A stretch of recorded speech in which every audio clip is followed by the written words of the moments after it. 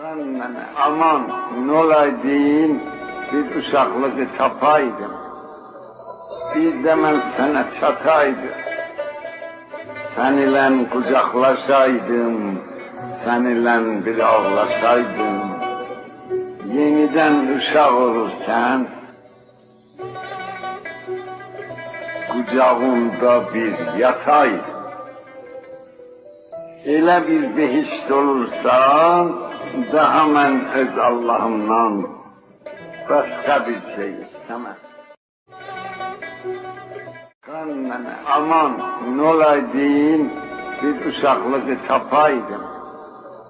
Bir də mən sənə çataydım. Sən ilə qucaqlaşaydım, sən ilə bir ağlaşaydım. Yenidən uşaq olursan, qucağımda bir yataydım.